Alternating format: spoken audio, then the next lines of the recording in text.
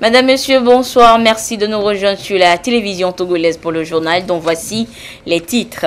Les députés à l'Assemblée nationale étaient en toute première session extraordinaire de cette année nouvelle. Sur leur table d'étude, le projet de loi modifiant la loi relative à la décentralisation et aux libertés locales.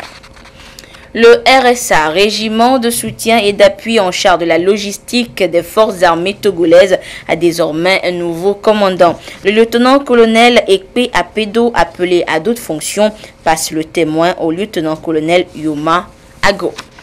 Et puis, pour résoudre la problématique du chômage des jeunes au Togo, une étude a été menée pour déceler les secteurs porteurs dans l'agriculture. Les résultats de l'étude sont en révision depuis ce matin à Lomé. Voilà pour les titres et une fois encore, bonsoir. D'abord, le chef de l'État, Faure Essozina Nyazingbe, a reçu ce matin au palais de la présidence de la République le ministre d'État bissau-guinéen aux anciens combattants et à la réinsertion sociale Aristide Da Silva. Il est venu échanger avec le président de la République, président en exercice de la CEDEAO, sur la crise socio-politique en Guinée-Bissau. Les deux personnalités ont explorer les possibilités de sortie de crise dans ce pays. Nous écoutons l'émissaire bissau-guinéen à sa sortie d'audience. Il est au micro de Arnaud Kiliou. Le président de la République togolaise m'a accordé une audience en sa qualité non seulement de chef de l'État, mais aussi de président en exercice de la conférence des chefs d'État et de gouvernement de la CEDEAO. Et dans ce contexte, je suis venu à Lomé pour le rencontrer afin effectivement de lui transmettre, disons, une lettre du groupe de 15 députés exclus du PSGC, qui est un parti qui était majoritaire au Parlement et qui ne l'est plus parce qu'il a justement exclu les 15 députés. Et comme ce groupe de 15 députés font partie, disons, des signataires de l'accord Conakry, donc, je suis venu transmettre cette lettre et demander au président de la République togolaise de peser de tout son poids pour que le processus, disons, de mise en œuvre de l'accord Conakry puisse aboutir. Cela veut dire, comme vous savez, la Guinée-Bissau, depuis presque 3 ans, est dans une situation de crise politique constitutionnelle. Et donc le problème qui se pose, c'est la question relative à non-existence apparemment d'un Premier ministre consensuel, mais aussi à la réintégration des députés exclus du parti qui était majoritaire et qui avait gagné les élections législatives, comme une façon de pouvoir œuvrer à la stabilisation politique de la Guinée-Bissau. Donc, comme vous savez, l'accord Conakry prévoit la nomination d'un nouveau Premier ministre. Et puis, il y a eu une feuille de route qui est sortie du sommet d'Abuja, présentée par le président de la République de Guinée-Bissau, M. Zé Marivache, en comme quoi il y a 3 actes qui doivent être accomplis. C'est-à-dire la réintégration des exclus du PSGC, en particulier les députés, mais aussi l'ensemble des cadres du parti, les hauts cadres du parti, des responsables, des dirigeants. Il y a l'ouverture de l'Assemblée nationale, le Parlement, qui est bloqué depuis presque 2 ans. Et puis, donc, le choix d'un Premier ministre consensuel. Donc, sur ces 3 points, et plus la réintégration des 15, comme j'ai dit, et que disons, nous avons traité avec son Excellence, Monsieur le Président de la République togolaise, et on est sorti de cette audience convaincu qu'effectivement, il utilisera tous ses moyens et pèsera tout son poids pour que on puisse aller de l'avant, on puisse mettre en œuvre intégralement l'accord Conakry et trouver de cette façon-là une issue à la crise politico-institutionnelle en Guinée-Bissau. Je vous annonçais l'ouverture ce matin de la première session extraordinaire de cette année 2018 à l'hémicycle. Les députés vont au cours de cette session travailler sur le projet de loi portant modification de la loi relative à la décentralisation et aux libertés locales. Les précisions avec Pierre Soussoupa.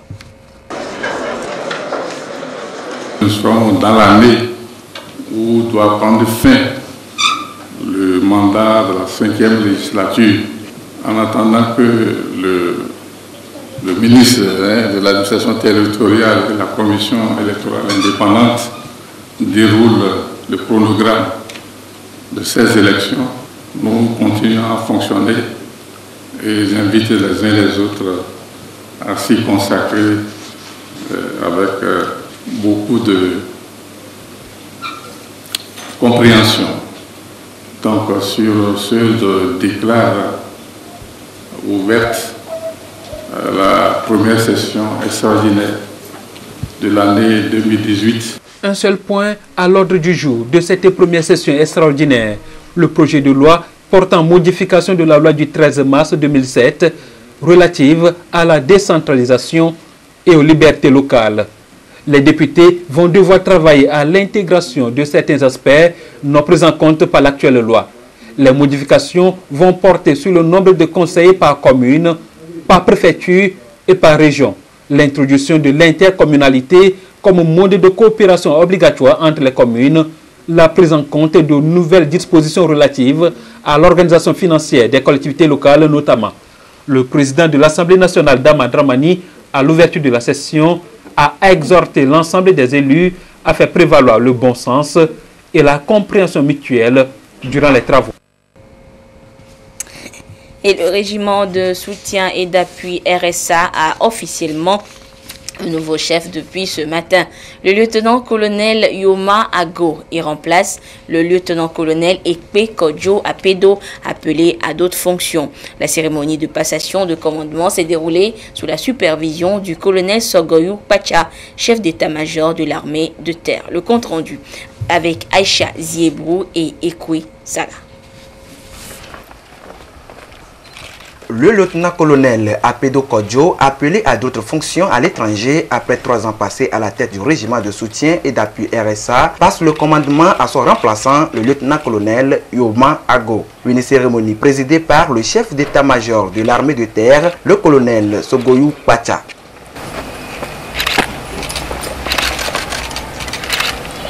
Changement à la tête du RSA, mais les objectifs assignés au département restent les mêmes. Le chef corps entrant a d'abord salué les différentes actions entreprises par son prédécesseur dans le fonctionnement du RSA avant de rassurer quant aux dispositions à mettre en place pour être à la hauteur des grands défis sécuritaires. De nombreux défis nous attendent. Nous en sommes conscients et nous nous battrons pour les relever car le RSA se montrera partout et toujours prêt pour le soutien et l'appui des unités des forces armées togolaises et aussi participer activement à la défense du territoire national. Officiers, sous-officiers et militaires du rang du régiment de soutien et d'appui, le travail continue toujours dans le même état d'esprit, mais avec beaucoup plus d'ardeur et de courage. L'environnement sécuritaire de la sous-région est aujourd'hui devenu imprévisible et volatile, avec des répercussions possibles sur notre pays. Toute la confiance nationale se repose sur les forces armées togolaises. Et nous ne pouvons pas nous y dérober. Le chef corps sortant a quant à lui prodigué des conseils au nouveau commandant qui doit désormais œuvrer pour le renforcement de l'esprit militaire. Le lieutenant-colonel Yoma Ago est en activité il y a 22 ans. Dans cette nouvelle attribution, il est appelé à exécuter les règlements militaires, assurer le succès des armes du Togo et veiller au respect des lois. Soja, riz et maïs, voilà les 3 filières susceptibles de générer de nouveaux emplois au Togo. C'est ce qui ressort d'une étude menée sur les métiers porteurs dans les zones d'implantation des agropoles pour l'insertion professionnelle des jeunes peu ou pas scolarisés dans notre pays. Les détails avec Théophile Ekpe et Yves Agbevivi. L'étude menée dans la région de la Kara sur les métiers porteurs dans les zones d'implantation des agropoles pour l'insertion professionnelle des jeunes peu ou pas scolarisés a révélé une insuffisance de l'offre de formation avec seulement 8 structures, dont 6 agréées offrant une formation de type modulaire, avec une insuffisance en matière de qualité et une faiblesse des moyens financiers et matériels consacrés à la formation. À cette situation s'ajoute une faible harmonisation des programmes de formation avec le programme officiel et une faible diversification des filières relevant de l'agriculture, ce qui posera un problème de main-d'œuvre qualifiée dans les agropoles qui bénéficient déjà des conditions favorables. Les résultats de cette enquête, qui doit être examinée par les acteurs de la formation professionnelle réunis à cette rencontre, a également identifié des métiers porteurs liés à ces filières, dont plusieurs sont transversaux. Nous devons déjà préparer une main-d'œuvre qualifiée pour pouvoir mener à bien les activités au moment de l'installation des agropoles. Par exemple, les machinistes agricoles, c'est des métiers, c'est des formations que nous devons commencer par donner aux jeunes. Quand nous prenons les semenciers, les transformateurs de produits agricoles, etc., c'est des formations que nous devons donner aux jeunes pour qu'ils puissent pouvoir intégrer les activités des agropoles. Du 16 au 19 janvier 2018, ces acteurs vont passer au peigne fin le document sur les filières et métiers porteurs adossés à l'agropole et de profilage des bénéficiaires de la formation professionnelle arrimés au TIC et aux langues nationales. L'étude a été financée par l'UNESCO. Depuis hier, le ministère de l'Agriculture, de l'Élevage et de l'Hydraulique est en mode journée portes ouvertes sur ces chantiers en cours dans le pays. À travers ces journées, le département s'ouvre aux populations et fait la promotion en même temps des produits et des producteurs locaux. Une de nos équipes y a fait un tour pour nous faire découvrir la politique de promotion des filières agricoles et le fonctionnement des chaînes de valeur. Suivons plutôt le reportage pour en savoir plus avec Luc Assis. L'agriculture togolaise a définitivement pris son envol avec la mise en œuvre de différents projets par le gouvernement, tels que le Programme national d'investissement agricole et de sécurité alimentaire PINIASA et le Programme national d'investissement agricole et de sécurité alimentaire et nutritionnelle PINIASAN, ce qui a permis de promouvoir nombre de filières agricoles et de développer des chaînes de valeur indispensables pour la promotion des interprofessions. Et les interventions du gouvernement se font plus se ressentir dans les filières d'anacarde, de café cacao, de maïs et de soja. Pour le maïs par exemple, mais pour les tubercules, nous avons des excédents qui sont structurels, qui sont là. Mais lorsque nous voyons le riz, il y a un déficit qui est important. Le déficit existe aussi pour l'aquaculture, pour l'élevage. Mais il y a quand même des modèles entrepreneuriaux qui se font où les transformateurs ou bien les conditionneurs collectent la matière première et rentrent dans un processus de mise en forme pour une commercialisation du produit fini, ou bien du produit transformé, ou bien du produit brut encore. Donc c'est ce que nous avons. Donc de manière structurelle quand même, il y a un besoin d'augmenter significativement la production pour alimenter les unités de transformation. Et de la même manière, les unités de transformation doivent travailler sur certains aspects pour être sûrs de la qualité ou bien de la standardisation, parce qu'il ne faudrait pas exporter des produits qui ne sont pas constants, mais il faudrait qu'on puisse être sûr que ce qui sort de l'unité cette année, l'année prochaine, il n'y aura pas une marge qui est significative par rapport aux spécifications qui sont définies. Et par rapport à la commercialisation, c'est qu'il faudrait voir quelles sont les nouvelles approches que les acteurs peuvent définir pour améliorer leur performance. Nous avons nos circuits classiques de commercialisation, mais actuellement, il y a des acteurs qui développent le e-commerce, le commerce électronique. La chaîne de valeur qui lie donc un ensemble de professions permet d'écourter toutes les phases de manutention, d'agrégation et de distribution, puis d'aboutir à un produit brut ou transformé prêt à être commercialisé. Et elle garantit aux producteurs et aux transformateurs la disponibilité de la matière première, la satisfaction de la clientèle en temps réel, en quantité et en qualité. En plus de cela, la sécurisation du marché reste un acquis pour eux. Quand on parle de filière, il y a les acteurs directs, c'est-à-dire ceux qui participent à la création de la chaîne de valeur. Les producteurs, les transformateurs, les commerçants. Mais il y a aussi les acteurs qui sont des fournisseurs de biens et services. C'est-à-dire les semenciers, ceux qui fournissent les produits de traitement, ou bien ceux qui fournissent les emballages. Et il y a une autre catégorie que nous négligeons, peut-être mieux que nous ne voyons pas du coup, c'est ceux qui sont dans le conseil juridique, tous les juristes qui peuvent venir, les avocats et autres là, et même les industriels, les entrepreneurs qui font les dimensionnements des unités de transformation. Donc c'est toute la chaîne qui est prise en compte lorsqu'on parle de filière, lorsqu'on parle de chaîne de valeur. Les acteurs directs même peuvent faire des prélèvements sur la chaîne de valeur et constituer des fonds qui vont servir à faire des investissements dans la filière même. Donc ça viendra compléter significativement tout ce que l'État fait, tout ce que les partenaires au développement font. L'ambition du Togo est donc claire, c'est d'intégrer les différentes filières agricoles en vue d'arriver à une production locale plus élevée et de qualité afin d'accroître l'exportation. Tout est mis en œuvre pour faire de l'agriculture le moteur de la croissance économique. Et les journées portes ouvertes du ministère de l'Agriculture sont donc une vitrine pour mettre en exergue les différents investissements du gouvernement dans le secteur, l'appui des partenaires et assurer une meilleure visibilité de ces actions. De jeunes entrepreneurs, associations, promoteurs et producteurs agricoles ont exposé à cet effet leurs produits issus des transformations. Allons également à la découverte de quelques-uns à ce rendez-vous de promotion des produits agricoles avec Augustin Kossi. C'est un espace de promotion des produits agricoles essentiellement made in Togo et des jeunes entrepreneurs. Ils sont accompagnés par le gouvernement togolais dans l'élaboration et la mise en œuvre de leurs projets. Un appui multiforme qui a permis à Arnaud de mettre au point son entreprise dénommée Lofty Farm, spécialisée dans la production des alevins et poissons tilapia. Ils sont produits sous cage flottante et dans les bassins en béton à Avepozo et sur le lac Togo. Ces produits halieutiques sont acheminés ici sur le site des journées portes ouvertes de leur ministère de tutelle. Nous avons les géniteurs qui font des alevins. Nous faisons des collectes de larves pratiquement tous les 10 jours. Et nous suivons ces larves-là jusqu'à 10 grammes. Là, ils sont déjà alevins.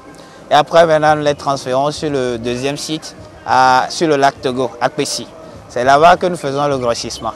C'est-à-dire, on les met dans des cages à piquer, comme ça, dans le lac. Et on les nourrit, on les suit, jusqu'à ce qu'ils ne deviennent des poissons marchands. Kalibou Akosia est membre d'une organisation féminine de 11 femmes à Kanté. Elles sont dans la fabrication du savon naturel et la transformation des produits dérivés de karité. Tout comme elle, Katrekou Afi, responsable de la société coopérative Akbene. Elle fabrique et transforme le soja en divers produits. Il faut enlever les produits chimiques dedans avant de faire les produits de soja, les savons, les antibiotiques, tous les produits de soja. On fait et ça travaille bien. Le gouvernement nous a aidés pour la promotion de nos produits. Nous faisons la transformation des produits naturels. Nous sommes en communication avec les agriculteurs qui nous fournissent du sésame et nous le torréfions pour la muse-gueule. Nous le transformons comme huile. Nous avons des huiles de sésame. Nous transformons aussi le karité en beurre de karité et nous le transformons en savon.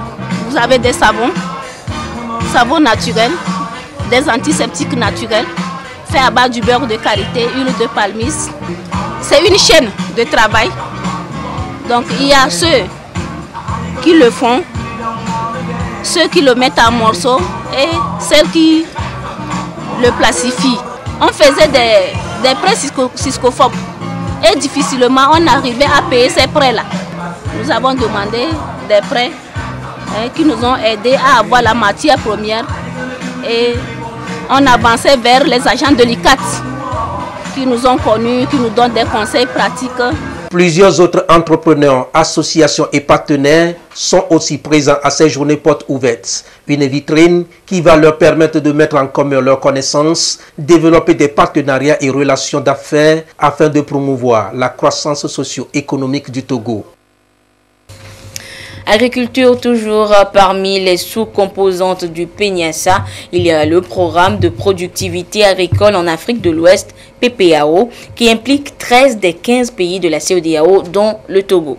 Et ce programme est mis en œuvre pour améliorer la productivité, la croissance agricole et assurer la sécurité alimentaire à travers le développement et la promotion des technologies innovantes. À travers ce programme, le Togo met des moyens pour appuyer les producteurs à développer leurs produits. Et dans le dossier qui suit, nous verrons ce qui est fait dans notre pays depuis la mise en place de ce programme. C'est un dossier signé Antoinette Romao. Va voir. Le programme de productivité agricole en Afrique de l'Ouest, PPAO, a été mis au point dans la sous-région pour transformer le secteur agricole en une agriculture compétitive. Au Togo, à travers ce programme, il est développé un appui à la technologie pour permettre aux producteurs et aux agro-industriels d'améliorer leur productivité. Des investissements ont été consentis afin de stimuler les recherches agronomiques. Nous sommes dans le domaine de l'invention et innovation des machines agricoles et avicoles. Donc nous fabriquons les couveuses, les séchoirs pour sécher les produits agricoles. Nous fabriquons des machines pour couper le gombo, les décortiqueuses, les batteuses vanneuses. Pour le PPAO, ils nous ont plus soutenus pour pouvoir faire sortir ces deux machines dans la lignée des courges, donc Goussi. C'est des technologies qui concernent tous les maillons de chaque filière. Donc nous avons les technologies de production, les technologies de transformation et les technologies aussi de conservation. Quand je prends par exemple les technologies de production, par exemple, vous avez, pour ce qui concerne la production agricole, vous avez les semences qui sont des technologies, vous avez aussi les géniteurs améliorateurs qui sont des technologies en fait qui constituent le matériel génétique. Vous avez aussi les égreneuses qui permettent des travaux post-récolte. Pour ce qui concerne la transformation, vous avez les étuveuses par exemple qui permettent d'avoir du riz étuvé. Vous avez les sacs PIX qui permettent aussi de conserver pendant très longtemps les céréales et les haricots sans vraiment avoir recours à mettre des produits chimiques là-dedans. Dans la phase additionnelle de ce programme, l'ambition est de diffuser à grande échelle ces technologies qui peuvent toucher jusqu'à plus de 500 000 producteurs. Et à l'heure où le Togo entend se doter des agropoles, le PPAO se révèle déjà promoteur pour la mise en place des structures adéquates. On ne peut pas avoir l'ambition d'une agriculture compétitive sans le reposer sur les technologies. Parce qu'en fait, les technologies, ça dit que c'est le levier sur lequel l'agriculture s'appuie pour pouvoir améliorer la productivité. Donc, les agropoles ou tout ce qui se dessine aujourd'hui doit pouvoir avoir comme support des technologies performantes. Parce que l'amélioration de la productivité, l'amélioration de la production repose sur des technologies performantes. Parce que c'est de l'utilisation de ces technologies-là que nous pouvons réussir vraiment le décollage au niveau de l'agriculture. On estime les technologies disponibles à 178 sur 8 filières, mais peu exploitées. C'est dire qu'il y a beaucoup d'opportunités en technologie. Reste alors à instaurer une plateforme d'innovation en accord avec les organisations de producteurs pour rendre compétitive l'agriculture togolaise. Et vous avez jusqu'à samedi pour découvrir le savoir-faire des producteurs agricoles togolais durant ces journées portes ouvertes du ministère en charge de l'agriculture. Une erreur étant intervenue dans le reportage de la cérémonie de passation de commandement à la tête du régiment de soutien et d'appui RSA. Nous vous proposons une fois encore ce reportage, une cérémonie durant laquelle le lieutenant-colonel Yoma Ago a remplacé le lieutenant-colonel Ekpe Kodjo Apedo, appelé à d'autres fonctions à la tête de ce régiment chargé de la logistique des forces armées togolaises. Le reportage est signé donc Aïcha Ziebrou et Ekoui Salah. Le lieutenant-colonel Apedo Kodjo, appelé à d'autres fonctions à l'étranger après 3 ans passés à la tête du régiment de soutien et d'appui RSA, passe le commandement à son remplaçant, le lieutenant-colonel Yoma Ago. Une cérémonie présidée par le chef d'état-major de l'armée de terre, le colonel Sogoyou Pacha.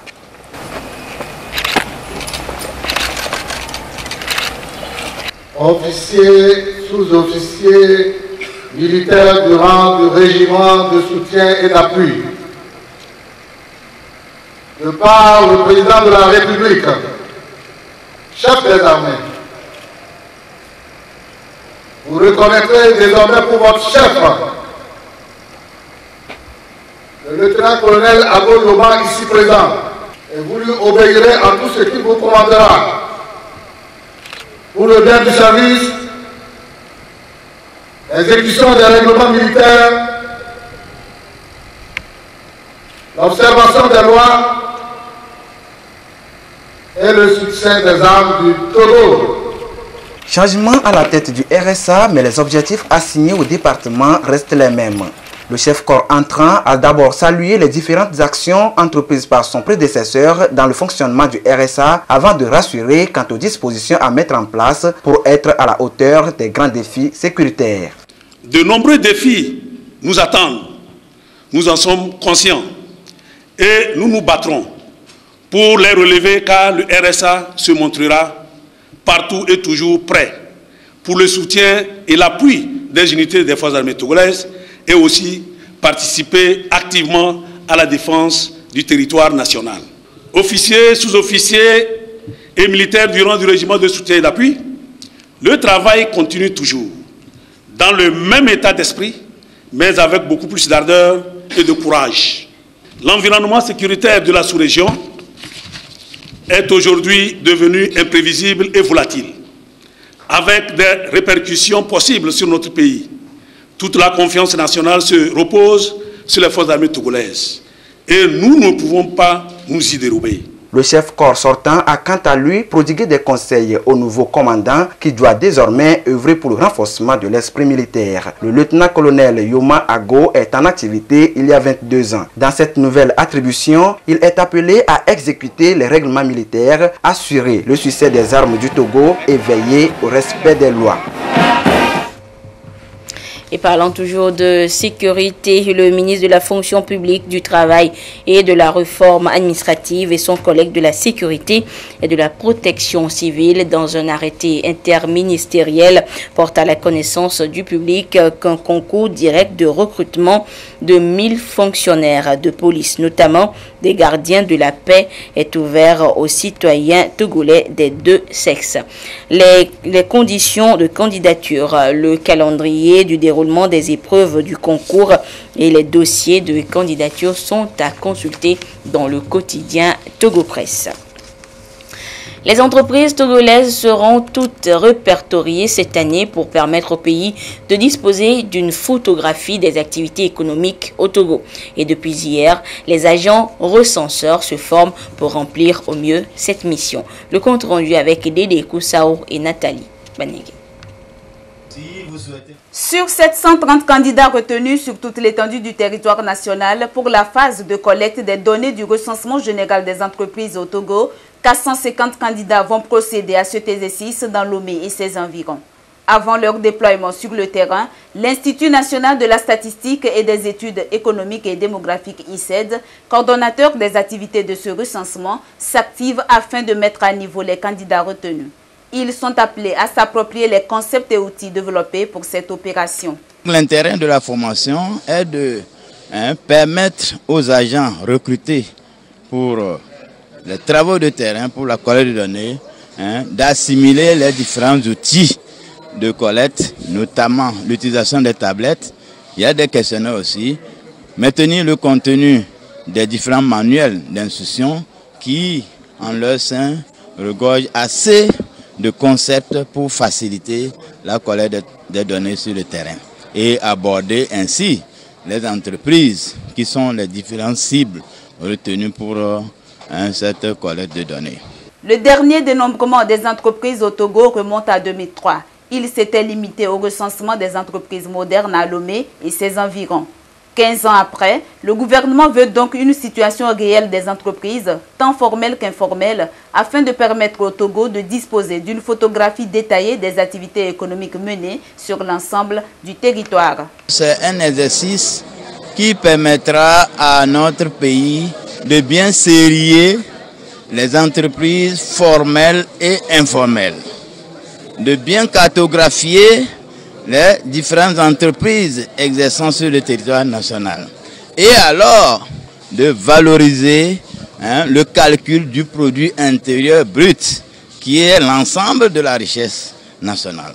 Après Lomé, les candidats des pôles de formation d'Atakpabé et de Kara suivront la même formation. Mais déjà, l'ICED a entamé des campagnes de sensibilisation pour mobiliser les opérateurs économiques à réserver un bon accueil à ses agents. Et ce communiqué pour poursuivre cette édition, le samedi 13 janvier dernier, les militants et sympathisants du parti Union pour la République UNIR étaient massivement dans les rues de Dapan, Kara, Bassar, Tchamba, Soutouvois, Atakpamé et Tchévier pour marquer dans la discipline et le respect des droits et libertés des concitoyens non marcheurs leur attachement à la paix et aux institutions de la République, ainsi que leur adhésion à la politique du chef de l'État et du gouvernement. Se félicitant de l'ampleur inouïe de la mobilisation, le parti tient vivement à remercier ses militants et sympathisants pour leur constante disponibilité et la qualité de leur engagement. Il les exhorte à rester mobilisés à ses côtés pour toutes les batailles politiques à venir en vue du renforcement de la paix et de la cohésion nationale, de la consolidation de la démocratie et de l'état de droit et du bien-être de nos populations. Le pape François exhorte les fidèles catholiques à accueillir les étrangers, à la générosité et à l'amour du prochain. Un appel lancé par le Saint-Père dimanche dernier lors de la célébration de la 104e journée mondiale des migrants et des réfugiés. Yasmine Kodia. Le pape François, dans son homélie à Rome, a déclaré que tout immigré est une occasion de rencontre avec le Christ. Christ, cette lumière qui s'identifie à l'étranger de toute époque, accueilli ou rejeté. Il est difficile d'entrer dans la culture des autres, a-t-il ajouté. Cependant, le pape François exhorte le monde entier à la compréhension et au respect de l'autre. Depuis 2013, le pape a multiplié ses prises de position fortes en faveur de l'accueil des réfugiés et des migrants. Le pape s'était rendu sur l'île italienne de Lampedusa, alors principale porte d'entrée des migrants, et en 2016, sur l'île grecque où il a accompagné 3 familles de réfugiés syriens musulmans à bord de son avion. Retour en page nationale où l'École supérieure des affaires ESA et la faculté des sciences agronomes de l'université d'Abomey-Calavi au Bénin sont désormais partenaires pour offrir une formation de qualité en agronomie aux étudiants. Un accord a été signé à cet effet entre les deux institutions et elle va permettre de former des agronomes capables de maîtriser les nouveaux outils dans le secteur. Sergine Raimondo et Ferdinand Diassoa pour le compte-rendu de la cérémonie de signature de partenariat. À travers cette signature de partenariat, les étudiants inscrits en master dans la filière agrobusiness à l'École supérieure des affaires ESA peuvent désormais mener des recherches et même poursuivre des études de 3e cycle en agronomie à la faculté des sciences agronomiques de l'université Abomey-Calavi au Bénin. Une manière pour les responsables d'offrir une formation de qualité aux étudiants dans des filières dites porteuses. Nous voulons faire former des futurs ingénieurs qui puissent embrasser tous les métiers de l'agriculture. Et nous avons trouvé à la faculté des sciences agronomiques d'Abomey-Calavi une faculté qui a beaucoup de ressources humaines en termes d'enseignants et surtout de bons laboratoires. Des laboratoires qui permettront à nos apprenants de faire des travaux pratiques pour qu'en sortant, ils ne demandent pas forcément aller dans la fonction publique, mais qui peuvent être créateurs d'emplois. L'ESA a souhaité renforcer sa coopération dans le domaine de l'agriculture. Mais la faculté des sciences agronomiques a besoin de renforcer en fait les compétences de jeunes dans le domaine des affaires, la gestion, l'agrobusiness. Et je crois que nous sommes à cet égard complémentaires. C'est pour ça que nous avons souhaité, dans le cadre de l'accord cadre qui lie déjà l'ESA avec la faculté des sciences agronomiques, faire également partie des établissements de l'UAC qui coopèrent avec l'ESA pour que nos jeunes puissent profiter des avantages mutuels C'est en 2015 que l'ESA a ouvert pour la première fois la filière agrobusiness qui forme des agronomes comptables. La faculté des sciences agronomiques de l'université Abomey-Calavi est, quant à elle, créée en 1970. Elle forme dans plusieurs spécialités, notamment des productions animales et végétales, la gestion de l'environnement et la sécurité alimentaire, entre autres. Le ministre de la Communication, de la Culture, des Sports et de la Formation civique informe tous les cinéastes togolais que le ministère de la Culture de l'Égypte organise du 15 au 22 février 2018 au Caire le Forum international des films d'animation. Le forum accepte les films, séries et tout type de divertissement animé. Les conditions de participation sont: le film doit avoir au moins 2 ans d'âge, présenter l'œuvre soit individuellement ou en association, présenter une seule œuvre pour le forum, remplir la fiche d'inscription. Et la fiche d'inscription peut être justement retirée à la Direction nationale de la cinématographie dès audition du présent communiqué. Les dossiers de candidature doivent être déposés au plus tard le 26 janvier 2018 à la Direction nationale de la cinématographie, 6 au 47 avenue des Nations Unies, ou appelez au téléphone 22 22 86 41 26 70 70 33. Et c'est sur ce communiqué que se referme cette édition. Merci de votre fidélité à la télévision togolaise. Excellente suite de nos programmes. Au revoir.